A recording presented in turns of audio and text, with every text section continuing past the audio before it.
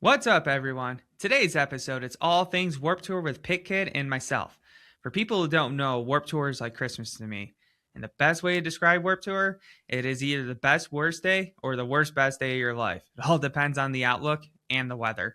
Before we get into it, if you like what you're seeing, please consider subscribing to the channel. Without your support, I can't grow this community and I can't have bigger artists on and other music executives who can come in and share their insight for the following generation. Without any further ado, let's get into it. All right, and we are live. Perfect. What's up, Mike? What up? Yeah, it's been 2 months or 3 months or so since we last talked. Yeah, a couple months, a Yeah, couple of Warped Tour announcements since then. yeah. 5 dates now, which is awesome. 5 dates, 43 days of announcements. Shout out to the Warped Tour team. Yep, Kevin, I will. Amanda, we love you all. Y'all are kicking ass. Yep, I do think like the more I look at the marketing, I love the 30 days of work because it is like Christmas to me. I think, and then the more I think about this, I think it would have worked a little bit better or less overwhelming if like Monday was all DC bands with some of those bands being announced for different days. Tuesday would have been like Long Beach, like something where it's like, okay, I know Monday is going to be primarily DC bands or something along those lines. And then like Saturday, you just have a giant post that has like the whole entire week's recap of all the bands from Yeah, DC, Orlando, something like that. So it's a little bit less overwhelming. But I will say overall, like the idea of 30 days of Warps is awesome. And please do it again. I'm the outlier because I'm going to all the dates. So Yes. I wasn't like as concerned about who's playing at what date. But the 30 days just it kept me like engaged. Like, I know you said it's overwhelming, but man, I saw that Lollapalooza poster yesterday when it was announced, That was and I'm just overwhelming like, too. oh my God, it's all the names, all announced at once, all like in tiny. I don't. It's gonna take me time to read that whole poster. It's gonna take me time to figure out who all those bands are, and I'm gonna pick and choose the ones I like, and I'm gonna forget about all the rest. But Yeah. with the Warped Tour strategy, like I found out about so many new bands. I'm Yeah. excited. I'm the same. And like you said, I saw the Lollapalooza tour poster, the lineup get announced yesterday as well, or whenever it was. And I was just like, this is like, besides the main bands, there's so many small bands and it's not in alphabetical order, Right? What which order also was it drives me even in? nuts. And so, like, yeah, it's too much. At least, I like how Danny Wimmer's festivals do it, where they're kind of like you already know the order because they're by stage, or they're in order of kind of smallest to biggest. They're in bunches, so you can be like, all right, there's the metal stage, there's the pop punk stage, like okay, like there's the headliner stage, like, and you could kind of figure it out a little bit easier. So when you do have a poster with over 100 names, there's some method to that madness. There's some organization, but oh my God, like just one poster with all the bands announced at once. Like Yeah. And I I know don't people like, are impatient, but come on, guys. Like, isn't it cool having each band get their own shine? yeah. And also, like, it looks better for you guys where you now have, like, Warped Tour did 30 days of announcements. I know Danny Wimmer's been doing, I don't know if it's 30 days before he drops a full lineup, but there is like certain amount of days that he's done this year with artists getting announced at certain times before dropping the full lineup, which has helped a lot because his lineups are also kind of overwhelming because it's 4 days, 5 or 6 stages, and it's a lot of great bands that I'm like, I want to see them all. So I do give props to Warped Tour for doing what they did, and I think they should continue doing something like that every year. I don't know And how they can change also, it up. it's one of those things where like even the haters, like they're keeping them engaged. You ever see that Howard Stern movie Private Parts? Yes. That scene where they're like, the average radio listener listens for about 12 minutes a day. The average Howard Stern fan listens for an hour. Why did they listen for that long? Most common response, they want to see what happens next. And then like, well, what about the people that don't like him? Well, they listen to for over 2 hours. Why? Well, they want to know what they're going to say next. So like these haters, like they talk smack, but they are so engaged and they are like commenting on every announcement. So they think that they hate it, but they love it. Yep. Yeah, there was actually a post. I saw a comment. It was for the Montreal lineup when it got fully announced. Somebody's saying, how do you have 303 as the headliner, and then the comment right below it, because he was going off about saying this is a terrible lineup and all this stuff and bringing up 303, and then the comment below it's like it's in alphabetical order, like just dot dot dot. It's just like I'm like, dude, like how do you not recognize that it's in alphabetical order? It's not. There is, you've said this, there is no headliner for Warped. It's doesn't matter how big or small you are, you will know your set time that day. And people will complain without doing any research. They will not look at a previous poster. They will not look at the rest of the names to maybe see if there's some. They will just be like, bothers me. I am mad about that, and I don't care if I misread the situation. Yep. And they will stand their ground even when they know that they're wrong. Yeah, yeah. And if you don't like the lineup, then simple, don't go. But their marketing kept everyone engaged. The haters, the people who love it, and the people in between, like me, where it's like, yes, it was overwhelming, and I wasn't sure who was on my date after. I think it was like the second weekend, so 14 or 15 days in, I was like, I don't know who's on my date, and I kind of had to constantly go back to the Warped website to just keep checking the updates. I was just like, when it's over, I'll make a spreadsheet. Yep.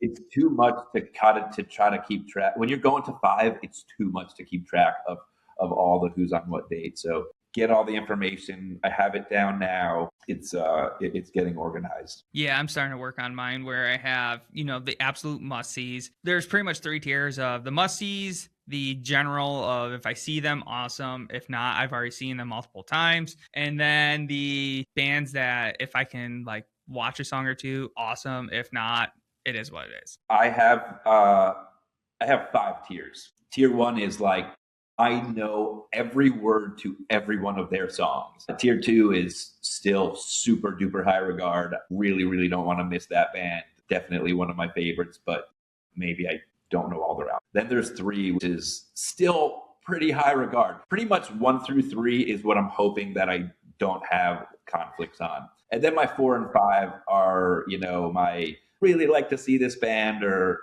but if I don't, I don't. And then the I've heard about this band. I'd like to check them out. And so all of my dates have between 32 and 40 1 through 5s. Have most of them. I have about 15 to 20 1 through 3s. Mexico City, I have 10 1s. That's actually my favorite lineup because there's so many bands that I don't know. That is like, if I could go to one other one, that would have been the one, just because there's so many new artists on that I'd never heard of. They are all stacked, but Mexico City is the most stacked. And I'll tell you why.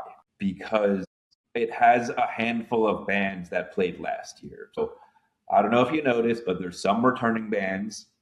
And you're getting people who are like, how come a Day to Remember's not playing Orlando? Dude, they played Orlando last year. Y'all got them last year. Another city's going to get them this year.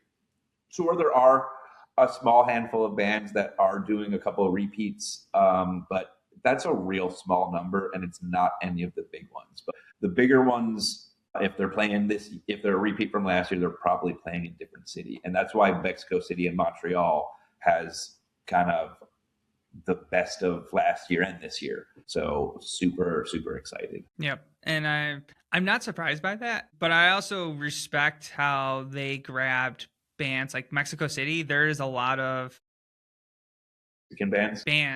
Yes. And same with Montreal. I was just like, these are a lot of Canadian bands on this. And I'm like, I love this. Yeah. I'm looking forward, especially Mexico City. I'm looking forward to seeing some foreign bands that I've never heard of and just kind of walk up and be like, what's this all about? And I'm excited to see the crowds, what they bring in Canada and Mexico, because I've been to a show in Canada, I think just once, Green Day, Linda Linda's. And I haven't been to a show in Mexico, and I just have a feeling it's going to be special. Yeah, I can see next year, if Canada pops off the way I think it will, I can see them adding one more date to Warped Tour, and it will be in like Vancouver or Winnipeg, somewhere where it is the opposite side of Canada. Yeah, where it's also easily accessible. Geography, but the opposite of Montreal. Yes, which I think would be Montreal West. Vancouver. Is Montreal West or East? Yeah, it is. So I'm in Buffalo, New York area, and it's about a 6-hour drive for me. Okay. It's Okay. like So it's near Toronto Toronto. and then heading that way. Okay. Yeah. Yeah. So I would say I suck at geography in general, but I would say Vancouver because Seattle, I think, is like, no, that's Edmonton. So maybe, yeah, Vancouver, Edmonton area. Cause I know Seattle, Washington's like an hour and a half drive, What would be 2 hours. sick is if they did some type of snowboarding instead of skateboarding. Because Yes. I know they do snowboarding in the summer in Vancouver. That would be actually really cool if you somehow like maybe make it smaller, like what they did with 2019 with the The Rock and Roll Hall of Fame one. yes, I was there at it, and it was, they had 4 or 5 bands, nothing major, but you got to go chance to experience the Rock and Roll Hall of Fame, watch the movies, stuff like that, but do that with snowboarding and That just was, have some fun with it. Make it a smaller event. I would actually go to Canada for that, or figure out how at least. yeah, I can't have. I mean, we can't have them adding too many more dates because, I mean, at a certain point, I'm not going to be able to go to them all. Yeah. No, I think, like I said, I think one more candidate and it would be set. I don't think adding more dates in the States is a smart thing, especially with I heard just that they might go up to 8. And we're at 5 now, right? yeah, I wonder where they are. Maybe they're thinking the other 3, just like I said, Canada. They're doing Mexico City, maybe somewhere else in Mexico. I don't know. Maybe they're going to try to push overseas again for 1 or 2 little dates. I don't see where else you can put more dates with in the States. they mentioned Boston. Isn't Boston fairly close to Washington though? I mean, I don't yeah, know. if Kind we're of. yeah, if we're only doing a handful of dates, probably. But I trust them, trust the process. Yeah. If anything, trust the process. How many people are just after the first few days of announcements are so up in arms about this terrible lineup, and then you get to like 15 days in and like, this is actually starting to come together, and then you get to like day 30 and you're like, oh my god, this is a fest. Yeah, and it's also like I didn't know a lot of the artists, but I started listening to them on Spotify. I'm like, all right, I don't know who this is, but let me go check them out. And some of them I'm very excited to see. Those playlists are great because they give you 5 songs from each band, and it's going to be their most common songs that you're most likely going to hear. And you can really get ready for the fest that way. Yeah, because Warped Tour, your set lists are between 7 and 10 songs. So if they're like, especially the smaller bands, they're probably 5 to 7. They're a half-hour set. So if you listen to those 5 songs, you're going to know at least 5 out of the 7, which is smart. And like, here's the thing: you don't have time to listen to all those bands. Go to the gym, get yourself in shape. It is going to be a marathon, and when you're in the gym, listen to all of those bands. Yeah, I do the treadmill. I do a lot of cardio. I need to do more strength for my flag holding muscles, but I'll be on the treadmill, planning to go a certain amount of time or a certain amount of miles, and I'll just be like, oh, but this song's coming up. I got to wait for this song. I'll just be looking at the next couple of songs. Oh, well, I'm going to keep going until this song, and I just stay on there. So distract yourself. It works. yeah. I'm the same. I like behind me is my spin bike. I got my rower, and then I got all the weights and stuff right next to me, actually. So like that's literally what I've been listening to is when I work out is the Warped Tour playlist. And if there's something on there that I'm like, all right, I'm not a big fan of, I just hit skip. But there's a lot. I think I've only hit skip on 1 song out of hours Don't of get me listening. wrong. I'm going to hit skip on half of the songs because, I'm just not. There's certain songs that you need for cardio. I'm not a metalhead. I'm not much of a screamo guy, and that's a lot of it. And to each their own. I'm not going to be able to see all the bands. That would be impossible. I try to just keep the bands that I want to get ready for, or I like this sound. Let's hear them out for a little while longer. Normally, once I hear the, but I know my friends all love that stuff, so I'm not going to talk smack. So this year it's very interesting for me because there's like, I listen to it, but I'm not like, when I listen to it, it's usually for working out. And other than that, it's usually pop punk, post-hardcore, like old school Rise Against, stuff like that. And this year they have like Drop Dead Gorgeous, From First to Last. Who else is on there? The Ghost Inside, Norma Jean. Like these are all the bands that I grew up on, like especially Drop Dead Gorgeous. I never got a chance to see them, and now it's like this is like the one chance I get to see them because I don't think they're ever going to come back to Buffalo or Rochester. So like there's a couple hardcore bands that I'm just like I've never seen. I want to see because they are legends to me. They're the bands that got me into some of the music, which also transferred into punk and all that. So I'm like, there's a couple of those bands for me. And I'm like, yes. Yeah, I mean, a couple of them slip through. It's not all. I'm not against all of it. A couple of them slip through, but for the most part, yeah, there's a few for me, but there's also like American Hi-Fi is a band I never thought I would see, and they're on there. I'm like, yeah, that's one of my must sees. yeah, that's one that they're not on my playlist, but yeah, I'm kind of excited to see them. They haven't been around in a while. Yeah, it's kind of how I'm looking at it this year because I've never seen them. I've never seen the hardcore bands I've just mentioned. I've also never seen Third Eye Blind. That's another one that I'm like, I never thought that would be a Warped Tour announcement, but as soon as they were, and I saw that they were coming to DC, I just got super pumped. I'm like, worth it. Yeah, I've seen them a lot of times. I'm not like the biggest fan, but god damn, those 3 songs are such bangers. Yes. Semi-Charmed Life, Jumper, Yep. Graduate. Oh, those go so hard. That album. Just play that album in full and I'll be happy. Like, yo. A couple of years ago, I was at South by Southwest and they were playing at an outdoor venue. And I was walking back. I was at a different show. I was walking back to my hotel and I walked past and they're at an outdoor venue, but like there's a fence. You can clearly see right over the fence to the stage. And then behind it or across the street is a parking garage and like a 4-level parking garage. And it looks like a stadium. There are people on every level, like just lined up, hundreds on each level, just watching Third Eye Blind across the street. That was a really cool moment. Yeah. I'm like I said, I've never seen them. Being from Buffalo and Rochester, small markets. So most bands will either go to New York City to Toronto or New York City to surprisingly like Pittsburgh. They usually bypass me. So I'm excited about them. Is there any bands that you're most excited to see at Warp this year? So I'm excited that MXPX and Bad Cop are playing all 5 dates. Those are 2 of my favorite bands in the world, and I'm so excited that they're on all 5 dates, that I get to see them 5 times, that other people are going to get to see them. Paradox playing 4 of them, Newfound Glory playing a handful. I'm very excited for them. Me First and the Gimme Gimmes are only playing Montreal. I'm sorry, Spike and the Gimme Gimmes. Yeah, I was about to say that. They are one of the most fun bands. They have corny covers and they're punk rock. And we get to mosh to Jolene and Country Roads and Uptown Girl. Like, such fun music. I love the Gimme Gimmes. I'm very excited for them. Bigwig is a band that a lot of people probably haven't heard of. From New Jersey, where I grew up, and I think they live in, they're Canadian now. I'm excited that they're going to be on the bill as well. Bagwagon, Atari's starting line. I mean, I got a whole bunch I'm excited for, but there's a couple that are special. Yeah, for me, MXPX is always up there. I've seen them 2 or 3 times, but I've never seen them in a festival environment. And when they come to Buffalo and Rochester, it is a small show, so it's awesome.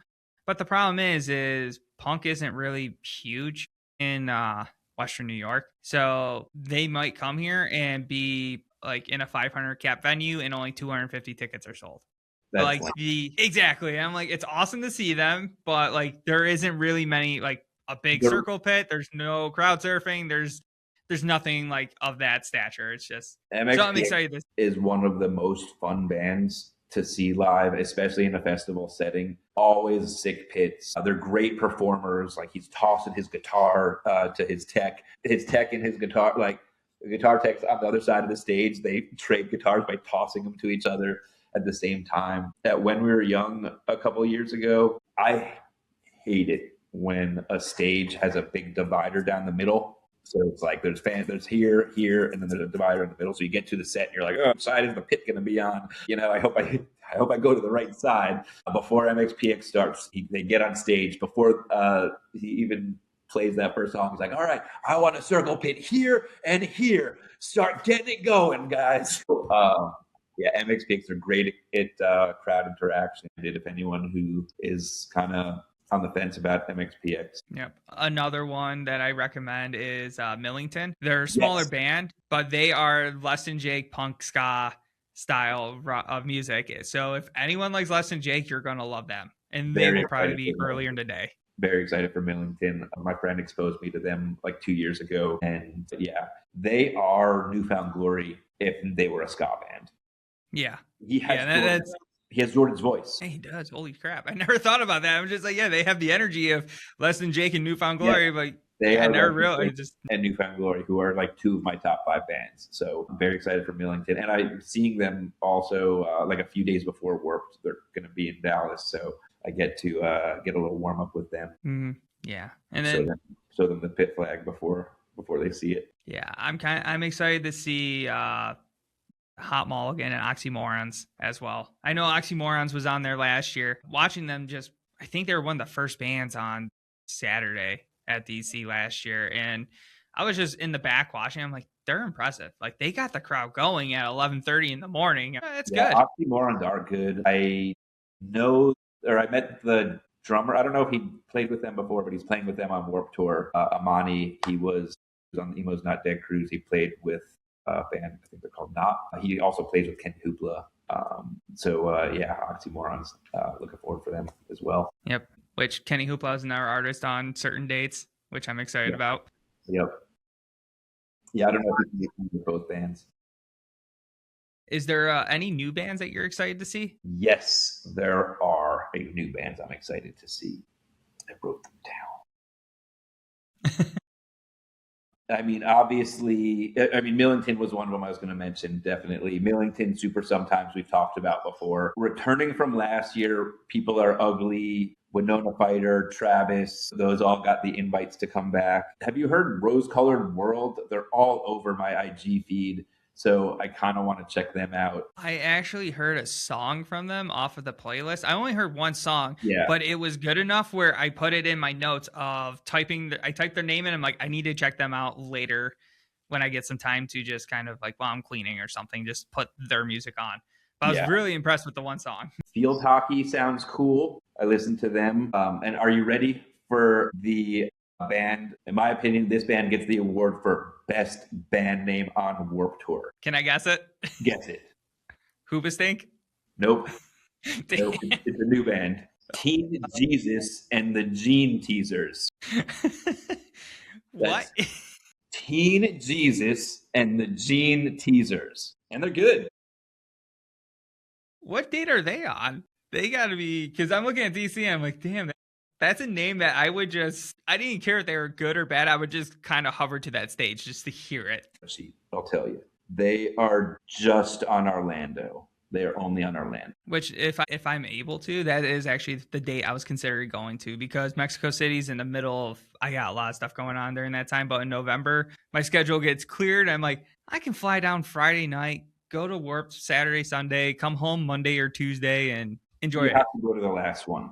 Yeah. You have to go to the last one. Always, when like one of my bands goes on tour, I always try to get tickets for the last day of the tour, no matter what city it's in, because it's a good remedy for FOMO. Mm-hmm. You know, because after they come to your city and then you see them going to all the rest of the cities, you're like, oh man, it's over for me. But if you know you still got one more to look forward to, then it kind of minimizes the FOMO. So go to the last one. Yep. Yeah, for me, Travis is a band that's really popped up on my Spotify playlist, and I've been actually really impressed. So I'm like, I want to check them out. Of course, Super Sometime, and I think it's Tilly, Tillie. I think that's how you pronounce it. I'm a name butcherer, but I was listening a couple of their songs. And I was like, this is catchy. Like, I really like it. Sure. I don't know about it. I haven't heard about them. Travis, though, his buddy, like saw me at DC and was like, you have to be at Travis's set at Long Beach. Like, I need you to be at Travis's set at Long Beach. So I came to Long Beach and checked him out, and he got me hooked. He's a good young pop punker. He sounds it. Like I said, I've heard 4 or 5 songs just today off of the Warped Tour shuffle, and every single one, I'm like, this is catchy. It's fun. I'm actually, like I said, I'm curious that he's one of the bands that I would like to check out. Going on in my head.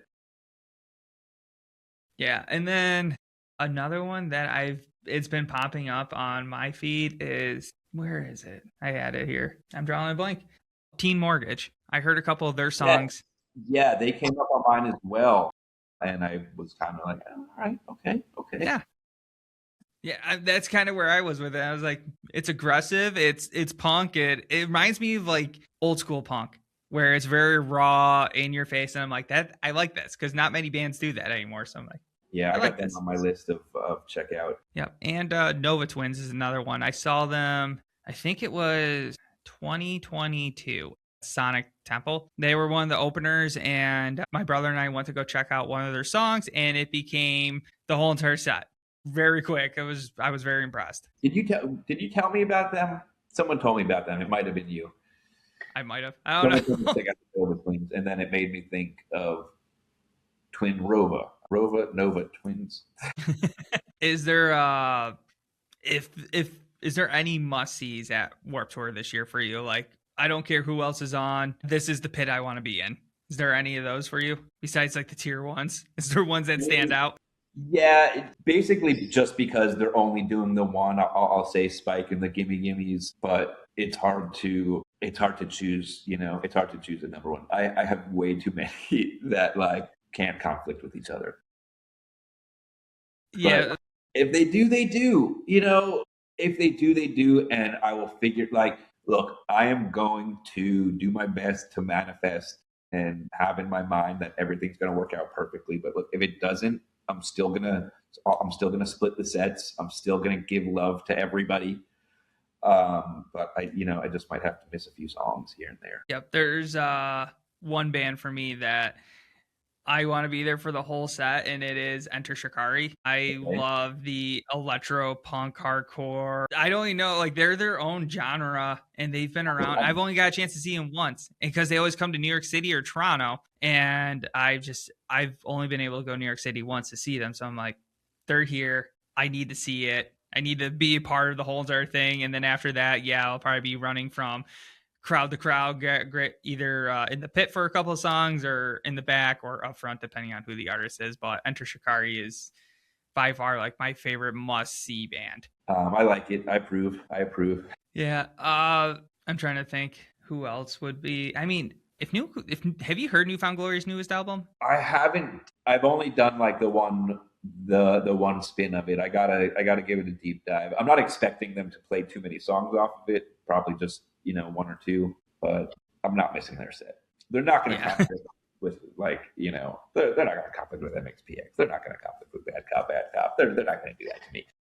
No. I can see them though being like MXPX is on like the far like the boombox stage, and then you got to go to the band's right foot stage for I could Newfound see Glory. them. I could see them like closing down a side stage and having to choose like between them and Day to Remember or something like I had to do last year for Less Than Jake. But yeah, I caught a Day to Remember in Long Beach. Had to miss them in Orlando, but I will most likely catch them in Mexico, Montreal. Now, is there any bands that you wish were on the lineup on Yes, any of them? I was really hoping we were after the first 2 days. We had like 4 drive-through band announcements. I was like, oh my god, there's going to be a drive-through stage. They're going to keep announcing drive-through bands, but they kind of stopped. So I would have loved Homegrown, Midtown, Movie Life, Alistair. On that Did whole did I stage. see Alistair actually did get announced for one of the dates? Allison, a Alistair, band called Allison. Yeah. that was close. Aside from drive-through, Real Big Fish, I was really hoping for. Same I here. thought that they've been away for a while. I thought maybe they'll come back for this. They didn't. Rancid would have been cool. Linda Linda's would have been cool. Hmm. So I was hoping that they were going to be on there. They're not. They deserve to experience the magic of Warp Tour. Yep. Also, I want to shout out some Ernie Ball hopefuls. So maybe we could get them on the Warp Tour. Obviously, we know about the Ernie Ball, how like smaller bands get on the Warp Tour through the Ernie Ball competition. So that's going on right now. Vote for the local bands you want to see on there. But shout out Scooped Up, Slack and Idle, Stay Out, Casper Flip, Joker's Republic. Would love to see some of those bands at the Warped Tour this year. And if you do, we're gonna have the flag out there for them, and we're gonna get some massive pits started. That would be awesome. Yeah, those are bands I've never heard of, so I definitely gotta check them out. The one band for me that really I was hoping for above every other one was Good Charlotte. I've never got a chance to see them. They played in 2019, but of course, it was the New Jersey date and a thunderstorm came by, and I only got a chance to see 20 minutes of their set. Yeah, on the beach. I have a story about that. Let's hear it. So rained out in the middle of a set. The bands were just like, we have to stop, but they told us that we're going to pick up right where we left off. So they evacuated the whole beach because it was on the beach in Atlantic City. And I went to a casino and was like gambling on a slot machine. I mean, it was crazy. There was, I don't know if you saw, like, there was like mosh pits in the casino to like they're like playing. I did not see that. I want to say to Kelly Clarkson. I really want to say they were moshing to Kelly Clarkson in the casino. But I was on a slot machine. They released like the updated times, and I was like on a little run, so I didn't jump out immediately.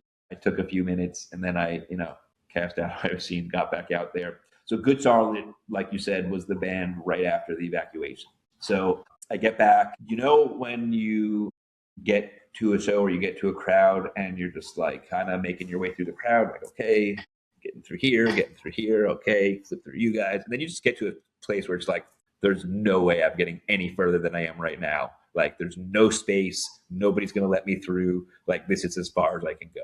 So that spot was all the way in the back. Like, I am talking multiple football fields away from the stage. And I'm just like, this sucks. Like, these people back here suck. And, I'm like, trying to, nobody wants to mosh or dance or anything. And I'm just like, this freaking sucks. So I look around and I'm just like, could you crowd surf me out of here? So I was like, yeah, let's get you out of here. So they crowd surf me up, and this is the longest crowd surf of my life. Okay. It was well over 2 minutes. How do I know that? Because 90 seconds of it is on YouTube. So the last 90 seconds. And I searched so long to find the clip because it was over 2 songs. They were playing Boys and Girls when I went up. Song ended, talking in between the songs. Then the next song started. So I was looking, Boys and Girls crowd surfer, couldn't find it. The next song was Riot Girl. I found a clip of that, and I see myself for a second.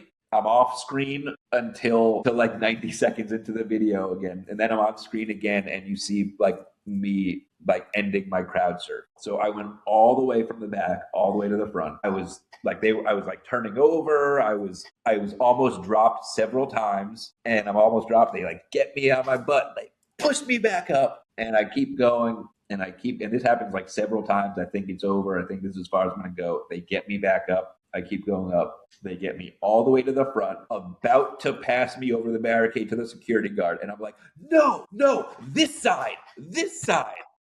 So they let me down in front of the barricade. And I'm just like, all right, peace, guys. I'm off to the pit.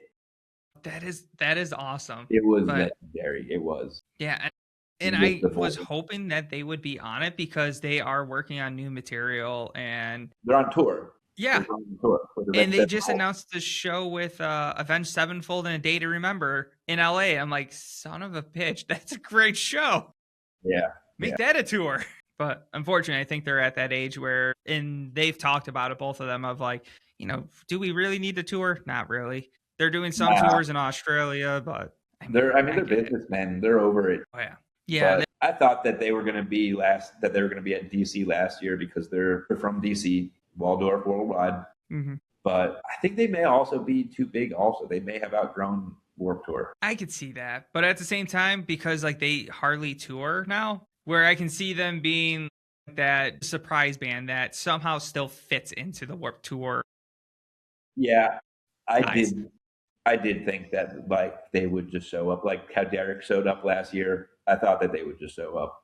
for Washington, D.C., but they didn't. That would have been awesome. Just a surprise set. Just, you know, you have question marks on the blow up of that band at that time, and then it's just them. That would have been awesome. That would have been like perfect Warped Tour stuff right there. Well, I mean, the guy from like Pierce the Veil, too big for Warped Tour. They have outgrown Warped Tour. They are gigantic. But Vic Fuentes from Pierce the Veil did show up and do an unplugged set last year. So, you know, stuff like that can still happen. Yeah. And then, of course, like you said, Real Big Fish would have been like the second one that if I could have had another one that I wish would come back. And God, I saw them 12 times in like a course of a year and a half. And now it's been 6 years. It's not enough. It's not. I mean, I was talking to my brother about this. We saw them 6 times in 4 months. Like they came to, it was Warped Tour. There was a mini punk rock festival. Surprisingly, Pancats at Disco was at this. And this was at Rochester Armory. So it was like a 5,000 cap. They had 2 stages and it was bands all day. So it was interesting, but they were there. We saw them at a college. I got kicked out of that one for crowd surfing. Go figure. They literally kicked me out of a open area of a show because it was in a parking lot for crowd surfing. And then I had an extra ticket because one of my buddies bailed. And so it was just my brother and I went to go rescan and they wouldn't let me back in. I'm like, you guys suck. What the heck? They were just pissed off about it. So I'm just like, whatever. I'm just going to chill in the back and skank and dance to myself behind the fence. There you go. Mm-hmm. But yeah, and then they were at Ballroom later that year, and my God, I miss them.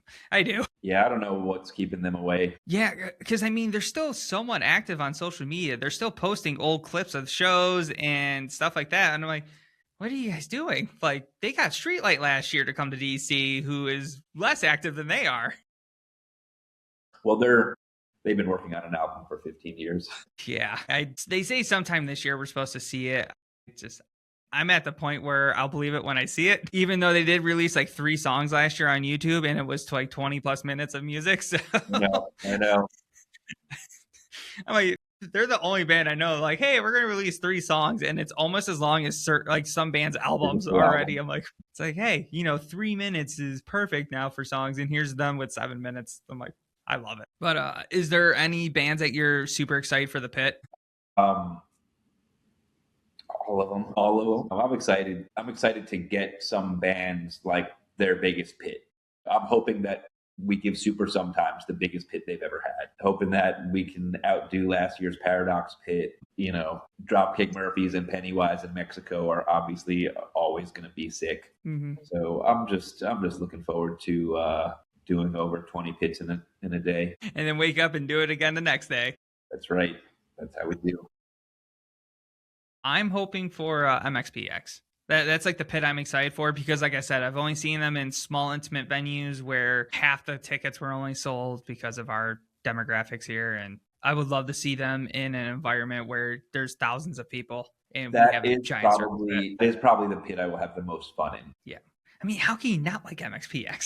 Some people just don't like pop punk. What are you going to do? Yeah, I mean, that was MXPX. My brother went to a record store with my mom because he was finally he's 3.5 years older than me. So he was finally finding some music.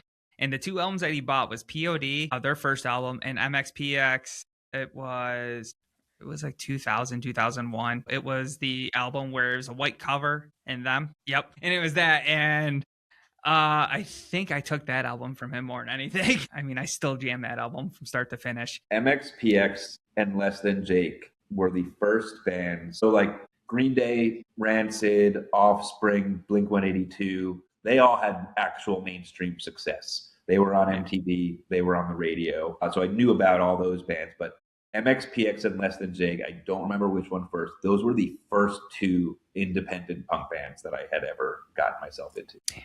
Yeah, I mean, I heard of... So MXPX was through my brother. Less Than Jake was through Tony Hawk's Pro Skater 2 or 3. I think it was 3. But that was also a pivotal moment of my life, was listening to that soundtrack and also the old NHL games, like the 99, 2000s where they had... Yeah, those are good years. There was actually probably a decade's worth of those years of all those games had pop punk, metal. They had a lot of the music that got me influenced into the genres I love. They're bringing that back. I don't play a ton of video games, but it looks like every other week Paradox is getting added to a video game playlist. Yeah, I did see that. And I'm also the same. I used to play a lot, and now it's if I play like 1 or 2 games a year, that's a lot. I I don't always have time. remember that's how people. I would always be like, like someone would be like, "Oh, I know that's like, wait, how do you know MXPX? Oh, they were on, the NFL game. Well, that makes sense why you would know that." Oh, the good old days. But I'm kind of excited for Suicidal Tendencies. I've never seen them. Are you gonna get in the I pit know with them? that's kind of why I'm excited for is the pit because I know it's fast paced punk. Be careful. Yeah, I could see it being a mix of either it's gonna be a fun pit or you're gonna have some of the people who want to just hardcore It's gonna be dance and rough. mosh, It's and gonna be people rough. who will just abuse the running in circles and just shove everyone or running the wrong way and Yeah. purposely hitting. Yeah, that one's a play it by ear. It depends if, like I said, if I'm shooting it, if I got my camera, I'm probably not going to go near the pit for that one. You But want to I'll risk be it? yeah. There's certain like I said, it's funny as hell where the heavier the band is, usually the nicer the crowd is for me. Where they will take care of me, and then there's certain bands that it's just a mindset with older concert goers at times where they just don't care and they will purposely try to hit you with your camera. That's It is not what it is. cool. That's not cool. Come on, we got. It's not, but it is what it is. You play the game, and like I said, I know what I'm risking when I go into the pit. So I'm like, if it breaks, I have insurance, and it is like I said, it is what it is. But You want to say hi? is this a dog? Gilly's gonna say hi. Hey guys. Pit dog. Yeah, he moshes. Gilly has moshed before. Yes. Now, what's it going to take to bring him to Warp DC? Have him run circles with you. We work at a venue, and one time Offspring played, and we were in the back of the lawn, running around in circles. It was funny. And then I also brought him to a meet and greet, Midtown meet and greet, where they did like a sound check for us. So we did a little moshing there too. I'm assuming he stole the show. Yes. Yeah, so what's it going to take to bring him to Warp DC? Damn. But with Warp DC and all the Warp Tours that you're going to this year, is there anything that you're hoping will be different than the last year's? I'm pretty happy with how everything went down last year. Here's what I would like to be different, because I've said, have we talked about the headliners, or was that before we started record? We didn't talk about the headliners. So that was before we hit record. So, look, one of the essences of Warped Tour is that there are no headliners. I hate it when people are like, who's the headliner this year? Or who do you think is going to be the headliner? Almost all of the bands have been announced. There has been no indication that the final band is going to be the biggest band. Who's the biggest band on there? Jimmy Eat World? Like, it's hard to even figure out who is the biggest band on. Yeah, because like you said, is it Jimmy Eat World? Is it? I'm looking right now because a day to remember for the one that they're playing. Yeah, but it's tough to say. Last year we had Avril Lavigne and MGK, who are big pop stars, who like have crossed over to our world, and we don't really have any names like that this year. I would love to see Jimmy Eat World close one of the shows, maybe 2 of the shows. But also maybe they play at 4 p.m. on another show. Actually do it like they did it back in the real original Warped Tour, where the biggest band is going to sometimes play in the afternoon. It's going to be a different time every day. And, wouldn't it be cool if the last band weren't the biggest band of the day? It's got to be someone relatively big, because you don't want everyone to be like, oh, well, all the bands are done by 7 p.m. Peace out. And then meanwhile, you got, somebody like Super Sometimes on the main stage in front of, which would be 1,000 awesome. people. But we could probably get them more fans to their stage if they're not the last band of the day. Yeah. Yeah, because that's always been the struggle with Warped Tour is like, especially for me, like I go hard as soon as it starts. But by like 7 o'clock, I'm like, all right, I'm tired. I think I'm good. And if it's bands that I'm like, I usually will bounce but I'm hoping this year maybe they will have, like you said, maybe Jimmy Eat World does close out, say Saturday night instead of Sunday, or maybe it's like The Used or Third Eye Blind, Yeah, or the used. I could see closing one out. Yellow Card, I could see closing one out. I don't know if Third Eye Blind is close out Warp Tour worthy. yeah, that is true. That is true. I can see maybe they're like that 7 p.m. set They're a where big it's like, mainstream band. I kind of put them on the same level as Hoobastank. yeah, yeah. Which again, that was another band I was very surprised to see. Where like when I first saw them, like, is this a joke? And no, it's not. I'm like, if they're playing and I don't have anyone else I really want to see, I'm gonna walk over to their stage. You I know want to who hear some of it. you know who was the biggest surprise? Floggy. No, ICP, Insane Clown. Oh yeah, Insane Clown Posse. Is that Orlando or is that? I can't remember which lineup that was, but I Yeah, did see that. day, but that one surprised me. That one surprised me. I guess now they're starting to do more festivals, but I heard them interviewed. I think it might have been on Steve-O's show, and they said that like a couple of years ago, MC Hammer asked them to do like a nostalgia fest with them, and they're just like, we don't do festivals because people hate us, and it'll be like 500 of our fans, and then 5,000 people just booing us because they got a lot of hate, coming up, even though they have a cult following. But then something happened to where, and this is where like MC Hammer or Vanilla Ice, I forgot which one it was, they kind of explained like, well, it's nostalgia now. And now there's people there who are like at a festival to see someone else. And they're like, YCP's here? That might be interesting. That's exactly where my brain would go. I'm like, yo, I don't know. I know like maybe 2 of their songs, but if they were at Warp DC, I would be in that crowd. I would be either in the side or the back watching it and just kind of seeing what the fans are doing. But Yeah.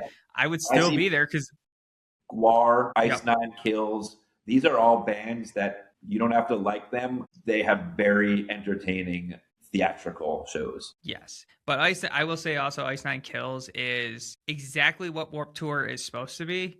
Because when they released their EP, this is like 04, 05, their first EP, the singer, I can't remember his name right now. Wow, I'm drawing a blank. But he followed Warped Tour the whole entire summer, didn't play a single show, and sold 10,000 copies of his EP. I didn't know that. Yeah, look it up. There's multiple articles about it of him he followed it, and then he was out there with bands that used to do that before going into the festival, and the line where artists were like, hey, here's the headphones, listen to this. And he sold 10,000 copies. It's like that. I'm like, that's amazing. That's the Warp. Yeah, that is Warp Tour right there. It's just like, you make your own luck. It is. I mean, Shira Girl, who created her own stage. She showed up and created her own stage. And then Kevin's like, I kind of actually like what you're doing. You can keep doing that. And she's made a career out of it. She is a voice of, women and non-binary. And she is, what she's created all started at Warped Tour. Yeah. Yeah, that is awesome. And I do remember, I remember her talking about it because she did a Warped Tour podcast with Kevin Lyman. This was like 2019, 2020. He did like 30 episodes or so. And she was on there and he talked about it with her. And I'm like, that is awesome. He put Paramore on the map. Yeah. Without these stages, you wouldn't have bands like Paramore. And Sum 41 was like that too. They played the side stage their first year. They sure did. They sure did. And I was Newfound Glory before, all these bands before they were, before they did the tour, they were the local band that got put on and got to play a set. Mm-hmm. That's just, again, that's the essence of Warped Tour. That's why I love it so much. They do, even to this day, people are worried about nostalgia fest or this or that. And they do such a good job of tiptoeing that line of using nostalgia to pay homage to the roots of the festival and to reel us in to be like, yes, I got to go back and see that band again. And then we come out and discover all these other bands. And I just don't see other fests that are doing it like Warped Tour, No, not, but they, there's such a mix of old and new that it's hard to say that Warped Tour is a nostalgia festival. Mm-hmm. Yeah. And also Just looking at the lineup, the first year that I ever went, All That Remains and Coheed and Cambria were on that bill. So like there is a nostalgia for me. Like if I can go rewatch them, like yeah, I'm going to. But then, like you said, there's Travis, there's Saturday at Your Place. God, there's so many bands that are just they're new, and that's where it's like, all right, you get the older crowd in there for certain bands, but then there's so many newer ones where, like you and I, we get to find these artists and then go And to be support them. honest, I didn't think that, I thought that that part of my life was over. I thought that discovering new bands that, not just discovering new bands, but discovering new bands that give me the same feeling that I get from MXPX, that I get from Green Day, you know, that I get from the Dropkick Murphys. And I get that same feeling when I listen to The Paradox and Winona Fighter. And you know, some of these new bands really, they Super really have that Sometimes is another one that does that to me too. super But sometimes. I love the fact that with being a photojournalist, a lot of the people are like, oh, it's gotta be cool to listen to albums from artists that you already know. And I'm like, yeah, it's cool, but like my favorite is finding the artists that I've never heard of and listening to their albums because it's just a new thing. And some of my favorite artists are like I found them through just writing up articles on their albums or singles. I'm like, yo, this is awesome. So like I'm the same thing as you where before I started doing this, I'm like, yeah, there's probably no more bands that are really I'm gonna find really. And then now it's just most of the music I listen to are all new bands. Yeah, and you know, a lot of times I'll be like, yeah, I could. I'm cool watching this band. I'll enjoy their set, but I'm not going to go home and listen to them. Like I already have the bands I like. But now that I do still want to listen to new music, and it's a good feeling. Yeah. I will say though, the one thing that I hope that they fix from last year, and this is a minimal thing, is the Warp Tour app. The allow us Fest has done it very well, where it is easy to star the bands that you want to see and set reminders to your phone, so you get pinged of like 15 minutes before they're going on set, so that you know when to maneuver out in and out of the crowds. But also the map, the layout. Last year I got lost multiple times trying to figure out where I was, trying to find like a certain either vendor or the stage, and I was running around in circles the first day. Yeah, you got to find a North Star. Like you have to find a spot that's like, you know, for me, I had friends working at the Emo's Not Dead tent. So like that was my North Star, like locate Emo's Not Dead tent. Okay. All right. The ghost stage is here from there. The main stage is here from there. And like, you know, you kind of could start to navigate. But generally it wasn't till like, you know, 6, 7 o'clock on day one before you start to actually get your bearings and figure it all out. Yeah, it was the lockers. That was the biggest issue that I had, where I'm so used to lockers being as soon as you walk in, they're right in that area. They were kind of like located not in the middle of the festival, but within the festival grounds, where I was just that got me so confused. That you just reminded me of a festival hack that I found out last year. So we were at the lockers and they were sold out, and I overheard someone like trying to get a locker, and the person's like, "Listen, we're sold out, but you know, pro tip: just write your name on your stuff, and then go to Lost and Found and say you found this, and then just go pick it up at the end of the event. That's actually genius. The Lost and Found will just hold your shit for you." That is actually genius. And then the one thing I try to explain to people, because like the number one thing that everyone loses, I would say, is a phone. Is have like legitimately put some emergency contacts in there of the people that you're going to the festival with, because if people are cool enough, they're going to try to figure out where to give the phone back to. And like with at least emergency contacts, like my mom's in there, my brother's in there, like people can Yeah. call. Also, But a lot of times I pick up the phone and there's no emergency contacts. I'm like, guys, come on. I've also seen somebody like people make their lock screen. If you found this phone, that means I lost it mopping. Can you please dial this number and tell them you found my phone? I'm going to be doing all these hacks this year. No, that's awesome. But I know that we brought up nostalgia, and I've been trying to figure out who to talk to who about this. But with festivals canceling this year, especially when we were young, who is very nostalgia base, I would say. Like they kind of go into the nostalgia. Yeah. What do you think? Do you think festivals need to scale back? Do festivals need to scale back? That's an interesting question. Some of them do. Some of them do. I mean, When We Were Young is just it's a 1 day festival, and it makes a lot of people like me want to go 1 day twice. Mm-hmm.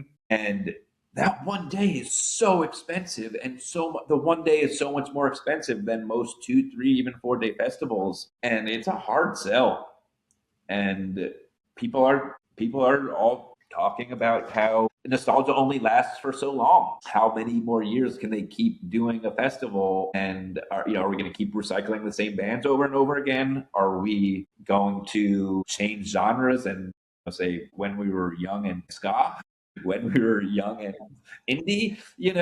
Are we gonna give each genre their own When We Were Young? But obviously, this third and fourth years they started to recycle bands a lot. Mm-hmm. Yeah, because I think it was last year. Was Panic at the Disco the one that closed out last year? Yeah. You remember? Yeah, I guess I listened to a podcast with who the hell was it? The guys from Good Charlotte, the Madden brothers. I Yep. can't believe I just spaced on their names. But they were talking that there was like 70,000 people there Sunday, but it wasn't even close to selling out. And I'm just like, that's insane. And then they come out with this year saying, yes, we're canceling this year. We'll come back next year with some tweaks and stuff. And I'm just like, Which you don't know if are they really going to come back? Are they going to put in are they really going to put in an effort to come back? Are they just going to be like, oh well, we'll put in a few offers and see what happens type thing? yeah. Yeah, and it's a shame because it is such a cool lineup, but the price on it's a festival I can't afford. And I can straight up tell.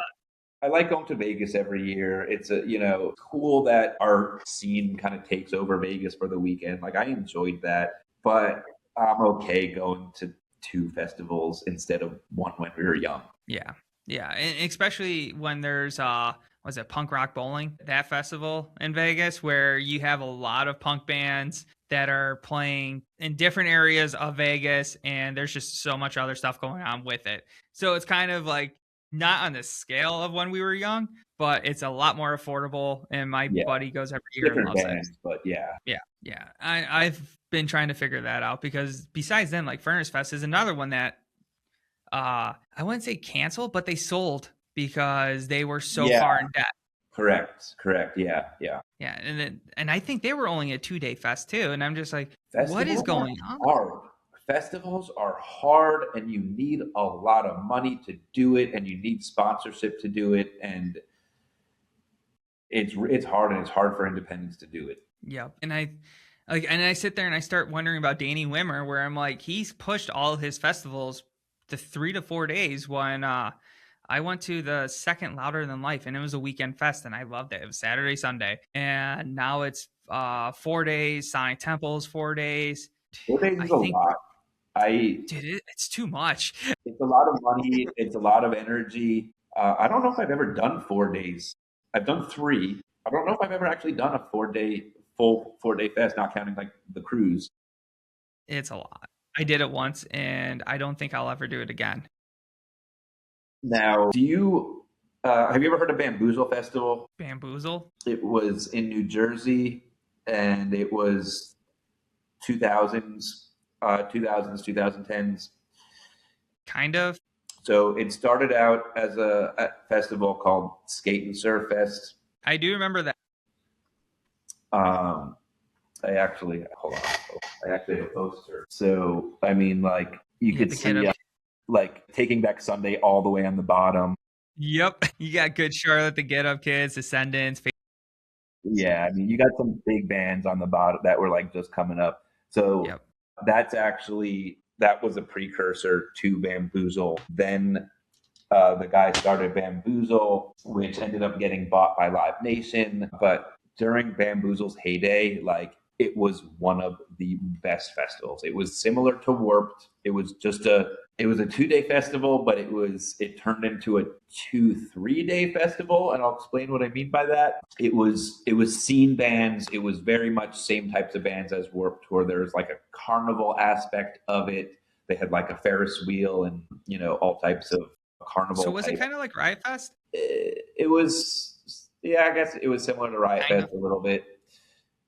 So it was a 2-day. It ended up, I think it probably started as a 1-day festival, and it went to 2 days. And then It was a two sort of 3 day festival. How could it be two sort of 3 days? What does that mean? So it was a 2 day festival called Bamboozle, Saturday and Sunday. But Friday was like an extra thing called Hoodwink. And like the thing was like something crazy happens at Hoodwink. And I forgot what it was the first few years, but then it turned into bands doing cover sets of other bands. Have I told you this?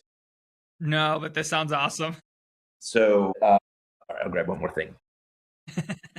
So you recognize that? Yeah. So, except it says Newfound Glory. Yeah. So all of the bands did tribute sets. Newfound Glory did a full set as Green Day. No Newfound Glory songs, only Green Day songs. That is awesome. I wish festivals would do this more often. Sum 41 did Metallica. Artel did Newfound Glory. Saves the Day did Weezer's Pinkerton album. Like there was a band that did Britney Spears songs. It was so cool. So, it was a 2 day fest, but there was like an extra thing if you wanted a third day. And man, somebody's got to bring that back. That was such a cool thing to do. Yeah. I mean, I kind of wish Warped Tour would do it, or Riot Fest, where I know Warped Tour or Riot Fest does the evening shows, which is cool. But I'm already tired. Yeah, it takes I did it once and don't get me wrong, I loved it, but I'm like, I kind of wish the bands would do stuff like that where I think it was a trait the one year. This was a long time ago. This was when System of a Down and the Prodigy were there that year. But we saw Atreyu and Every Time I Die, and they literally played the same exact setup, but it was just in a dive bar. And it was cool, but I'm just like, come on, guys, like play some deep cuts, do more covers, just have fun with it. Yeah, no, I mean that's what those side shows are supposed to be, like songs that we're not going to play at the festival. Yeah.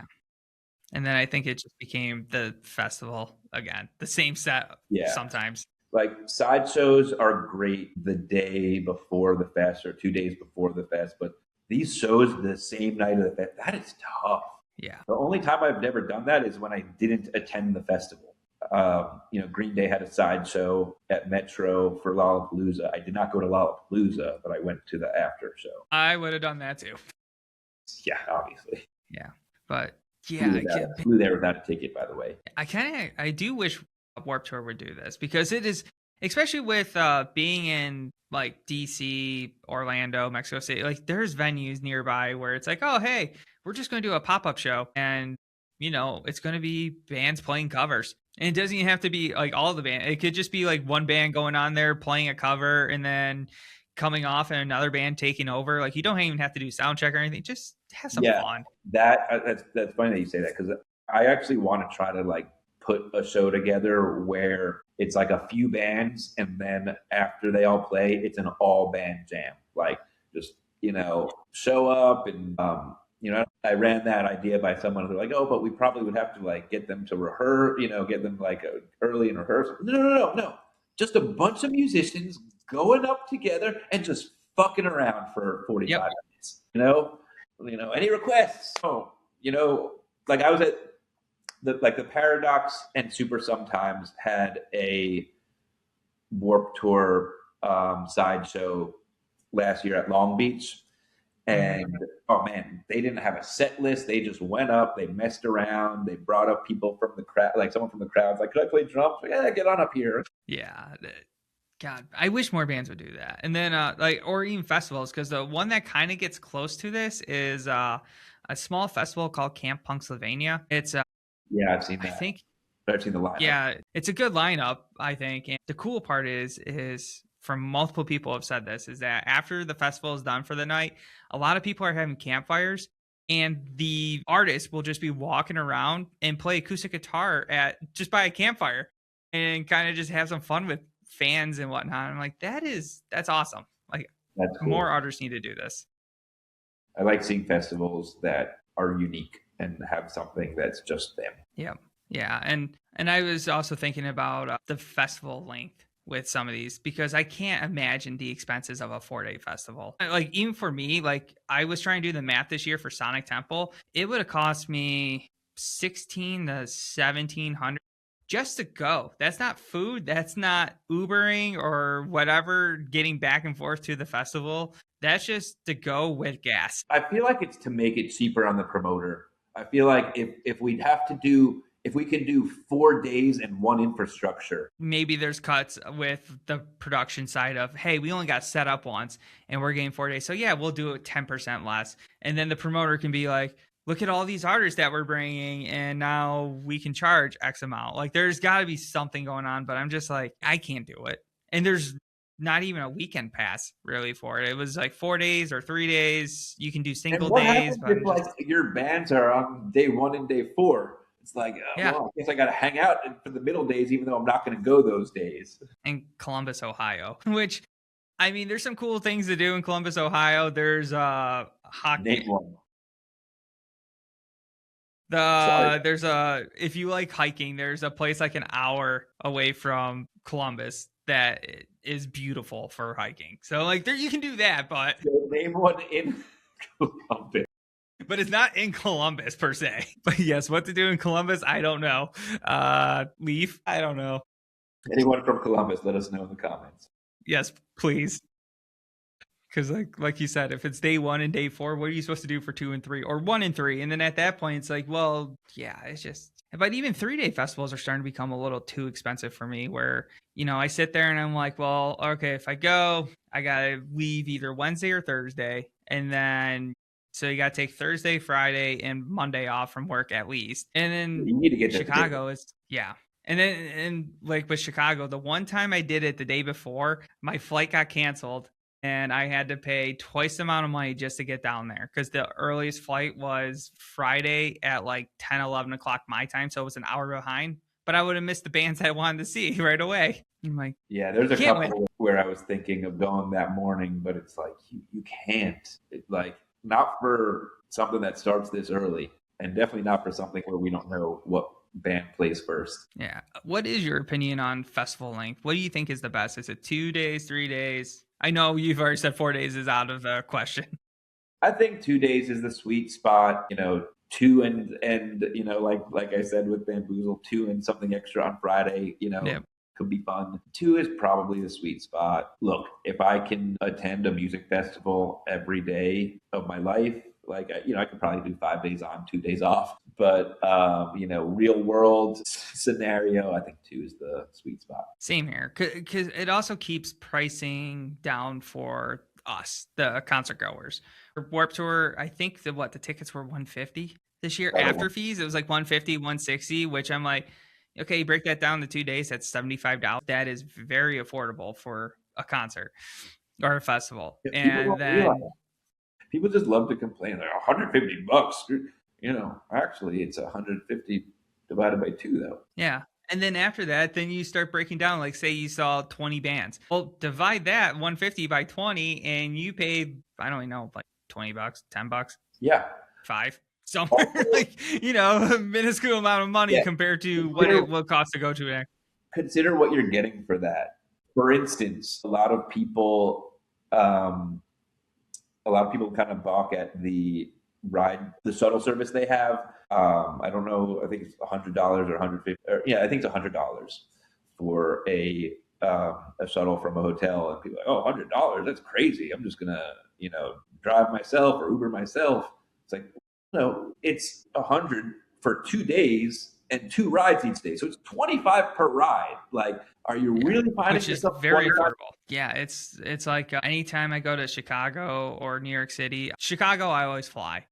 New York City, I always take the train because yes, it's a 7-hour train ride one way for me, but with New York City, especially, parking's like $40 a day, if not more. And a round trip ticket for on a train is like $110. I'm like, guys, why drive? I once flew to New York to see another Green Day club show at Irving Plaza. I went without a ticket, and I also convinced like 30 other people to show up without a ticket and like promised that we're all going to get in. And did it work? It did. We all got in. I was like, we showed up with acoustic guitars and like jammed out all day, like created vibes. And I got all of us in, all 30 of us, except for one person who got there just slightly too late. But we all ended up getting into the show. But that was not the biggest miracle of the night. The biggest miracle was there was a parking garage down the street that, I could have paid like, $60 or whatever. And I was like, let me just, do one more lap around, see if I can find a closer spot. And I found a street spot right in front of Irving Plaza. That was way bigger of a miracle than me getting 30 people into this exclusive Green Day show. Holy crap. Yeah, because anytime I go to New York City, which is, once every year or two, and it's always for like a weekend, like 3 or 4 days, I had enough. I'm ready to leave. I'm good. But I don't know how anyone drives in there. Or why would you? When I'm just like now, especially now, I lived there for 5 years and didn't have a car while I was there. I mean, it's stupid to have a car living in New York. Yeah. And same with Chicago. But I will also say Chicago's subway system is so much easier to understand for me. I don't know about Chicago, but in New York, it costs more per month to rent a monthly parking space than it does for your monthly car payment. Yeah, why have a car? Like that logic just hit me. I'm like, yeah, well, why have a car? Costs more than the actual car. Yeah, I don't know why anyone drives then in New York City, unless you live outside New York City and you just drive in. But I would never do it. I would just take the train. It's so much easier and affordable.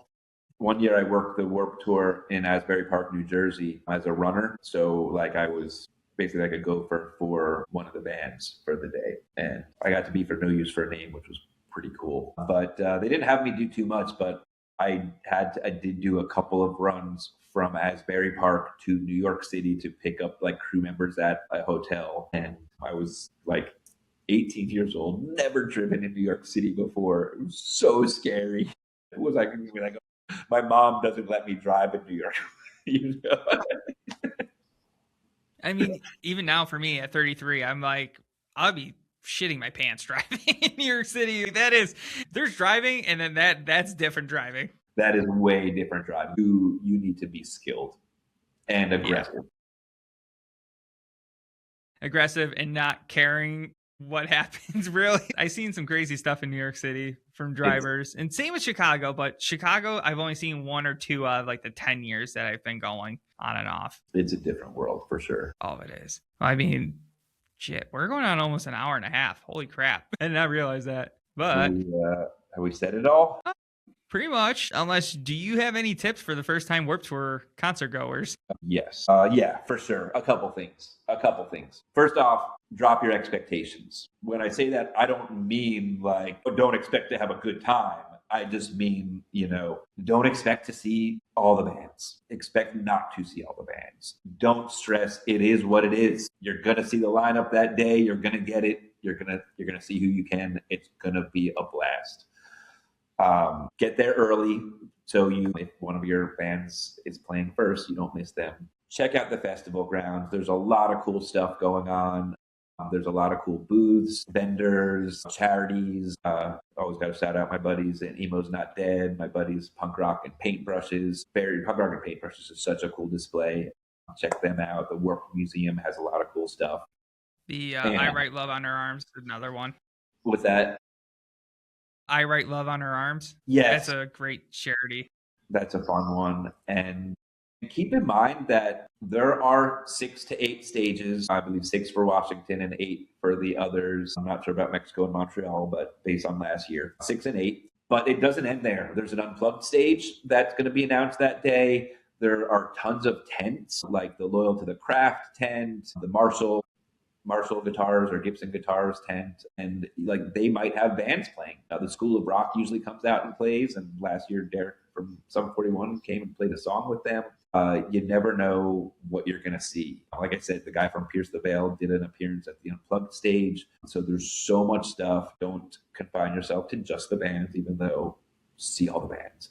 See some new bands, discover somebody new, and just have fun because it's a great atmosphere. It's a great vibe, and it's a great community. So talk to people, talk to strangers. If you're there by yourself, talk to someone. Hey, I like your shirt. And you might have your new best friend. I have so many friends that I met last year that have become such good friends that I, see all year round. And it's all thanks to Warped Tour. Yeah. And I will also say prepare yourself. Don't go in expecting that you're going to run in 30 circles for 30 of the bands I will. if you haven't trained.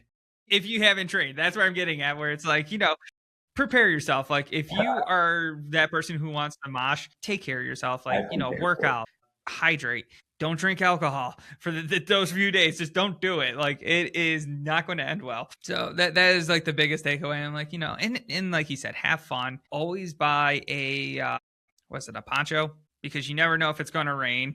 Absolutely. Yep. Bring a poncho. I think they allow empty water bottles. So Yes. bring one of those, something I small that you like can fit in your. I like to bring a poncho because it's what I call the reverse jinx. Yeah. See where I'm getting at? If you Yeah. prepare, you won't need it. But if you don't Yeah. prepare, you would have needed it. So Yeah. prepare, do the reverse jinx, and I it still won't. have the same one from last year. So you remember DC day 2, it downpoured from like 6 o'clock on. And I think it was around 8 o'clock when I finally found a poncho because I didn't bring one. And at that point, I'm soaked and I'm just looking, I'm like, why would I put this on now? Like, I'm just going to keep it. I brought it to Riot Fest in case if I needed it. And I still have yet to use it. So I'm like, well, I'm going to bring that one. Good to But have. yes, bring a poncho, take care of yourself, hydrate, recover, don't eat garbage food, don't drink in between days because you're just going to kill yourself the next day. Yeah, yeah. Stay away from those. What are they called? Rock boxes, I deep think, boxes, deep boxes. yeah, my, Stay away from the deep boxes. yes. They creep up on you. You don't realize how much alcohol. Yeah, my buddy last year had it and he went from normal to drunk buddy very quick. Right. Yeah. And he didn't even realize it, how much alcohol was in it. He had, I think, 2 of them really quick, and it caught up to him very quick for a couple, like an hour or two. But yeah, is there anything else you recommend or you want to bring up? You asked earlier before we turned on about favorite memory. Yes. So two things specifically stand out, both from the 25th anniversary shows in Long Beach. I know you were at the other ones, but were you at Long Beach also? I was not. That was the one I was They're not Long like Beach. Mountain. very It was Mountain View. Yeah. I was contemplating on going, but I just couldn't. So I watched the live streams. So they had two specific memories. So they had one of the stages was like in the amphitheater, and that particular venue.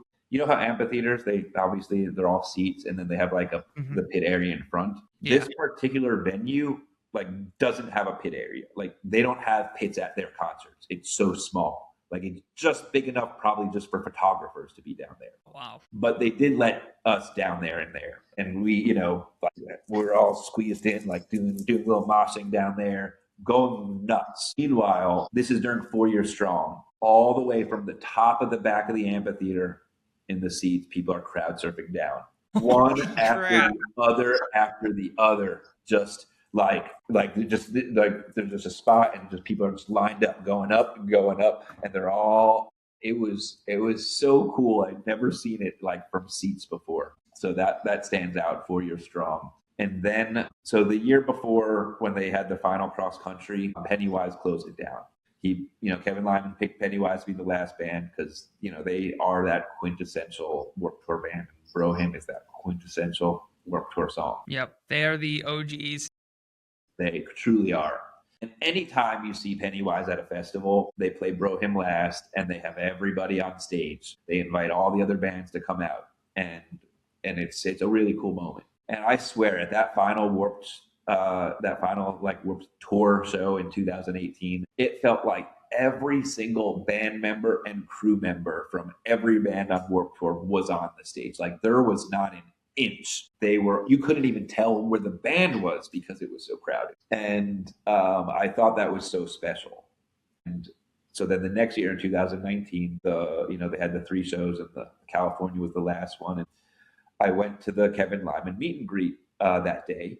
And I told him I was at that Pennywise set and it was really special and really epic. Is there something that is going to happen this year that's going to be as special? And he's told me, just wait. So NoFX is the last band of the day. They're scheduled for I think 9 o'clock. And Jawbreaker was the band right before then. So Jawbreaker ends, and Kevin Lyman comes on stage, and he's like, "So everybody, uh, something's come up. As just like pure Warped Tour fashion, it can't go off without a hitch. Something's got to go wrong."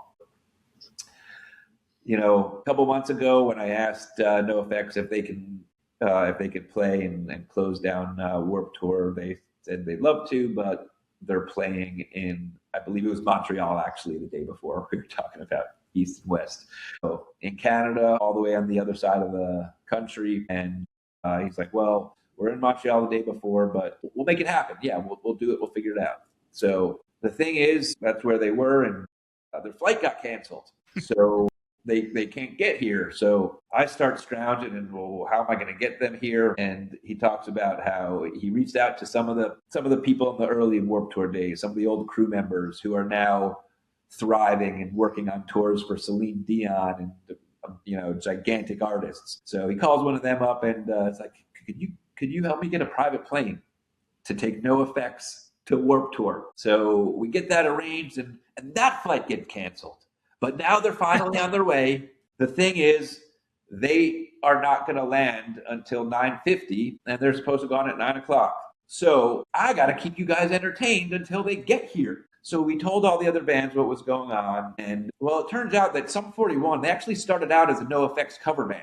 So all the other bands got together and talked. And so we're going to have, so Sum 41 is going to come out. They're going to play Stick It in My Eye. And then, John Feldman's going to come out. He's going to play Linoleum. And then Kenny from the Starting Line is going to come out. And one by one, they all came out. They all did a NoFX song. Kenny from the Starting Line, he introduces it. And he goes, what did he say? He's like, "I have never been more terrified in my life, and I love it." There's like just something like that where it's just like, it was such an amazing moment. And they had all these bands come up and each do a NoFX cover.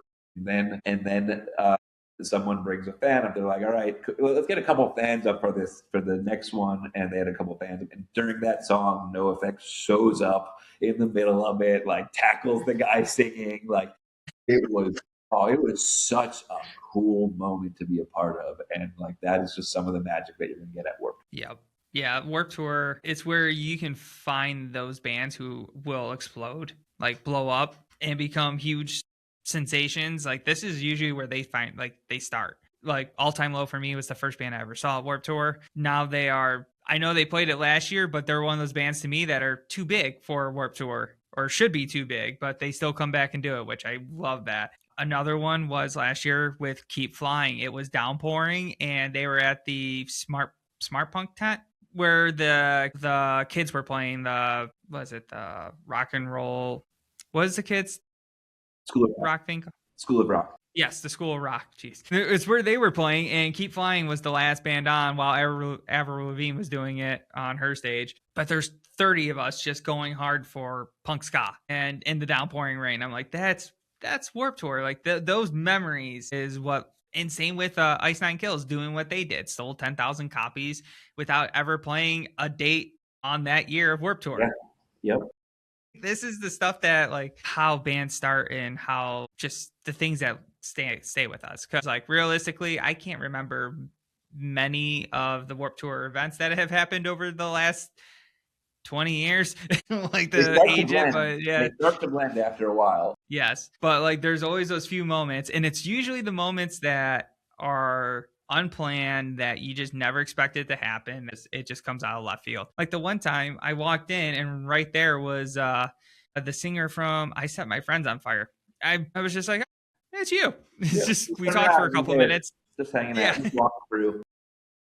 Yeah, and like, and that's like, yeah, and then there's times where in the pit I see some of these other artists that are just, they're there for this band, but they're in the pit with us. I'm like, yep, yes, this is Warped Tour.